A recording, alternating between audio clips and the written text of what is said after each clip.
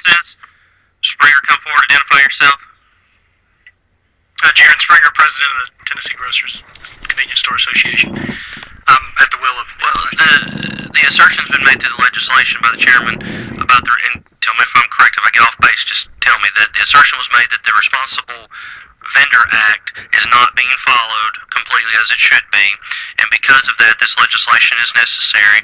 My concern, and I might be alone, I don't know, but my concern is that we already have someone watching over the aisles, and we're using the government to mandate how many employees you have to have. I think, help me understand, first let's talk about the responsible vendor legislation. Now, you all obviously adhere to the law, correct? I don't have a specific list of who is a responsible vendor and who is not classified by the Tennessee ABC. I would say that any of these individual stores who've been mentioned here today, their standards would be much, much higher than anything that's required by Tennessee ABC. And so they're already conducting in-house what they're doing. Essentially, they're not filling out a piece of paper and submitting it to Tennessee ABC, but their standards are much higher than what's required. I described my crude observation of being at Mr. Smith's Food City a couple weeks ago and watching the gentleman go through and get carded and everything else. Do those individuals that do the carding and everything, do they have training in that? Yes, they do. I've been talking to my members about that, and they go through a special training about monitoring those areas, working those areas around differently than a standstill clerk. Do they have to be a certain age? I would defer to some of my members in the audience of an age requirement. I would say they would stick to the same age as required to be a cashier would be my thought on that. And what age is that? 18. Okay. All right. And those were just my concerns, and that's why I wanted to know, because I think that those are some issues. Representative Parkinson on the bill. Any questions for Mr. Springer? All right. Representative Parkinson.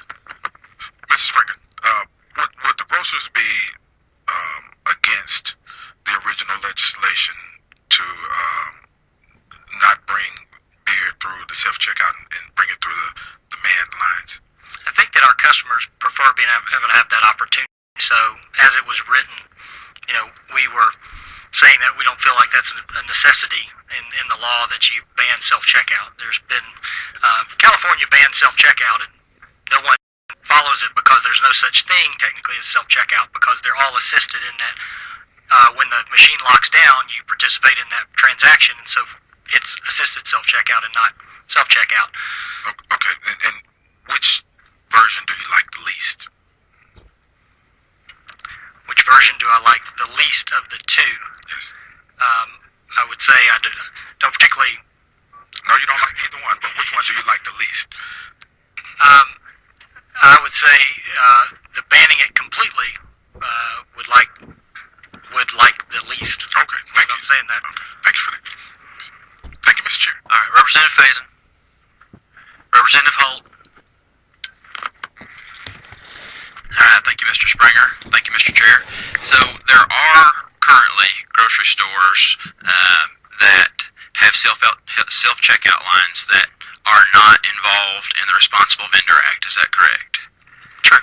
Okay, so if we just say that we should just allow industry to just conduct their own measurable accountability in all situations, maybe we should do away with several other programs as well, because you think that businesses can just institute that for themselves in whole.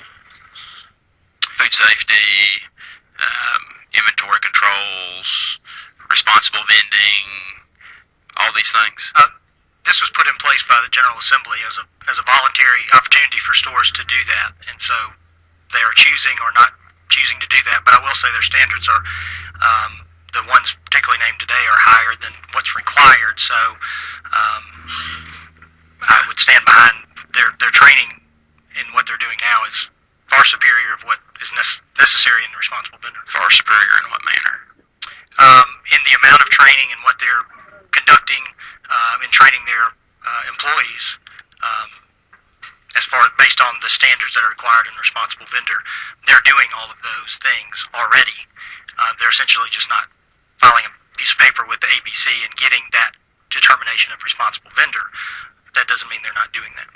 What's the approximately would be the checkout lanes per cashier that's assisting in the operations right now. Could you give a ballpark estimation what you think it might be?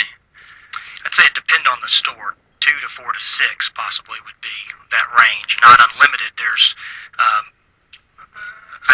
would say that stores are watching those and monitoring those in a way that they don't want an infinite number of checkout stands one person. But I think each individual store probably has a different determination on there. So it sounds like 66% or more potentially may already fall under the bill as amended, with having 4 lanes or less per attendant. Well, I was not familiar with this amendment until a few minutes ago, so I haven't had an opportunity to speak directly with my membership to ask that specific question. We've talked about it in passing before, and that's where I come with my 2, 4, or 6. But I haven't spoken to them directly and asked that question. What's the highest number of lanes that you are aware of for one cashier?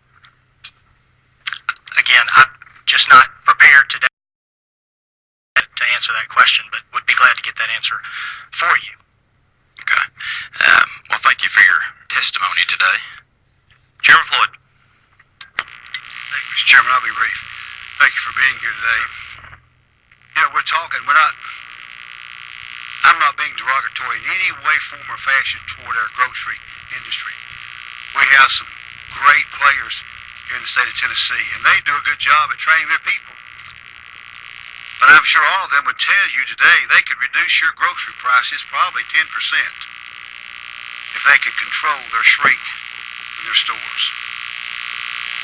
And people are going to figure out a way to steal not only beer but other things. I mean, the highest theft rate on any product in their store right now is Tide washing powders in the big boxes.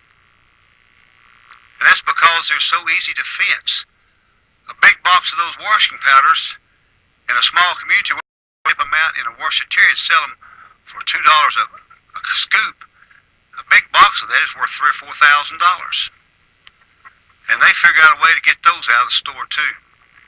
So I'm just saying, you know, it's not a slide against our grocery industry in no way, form, or fashion. They train their employees.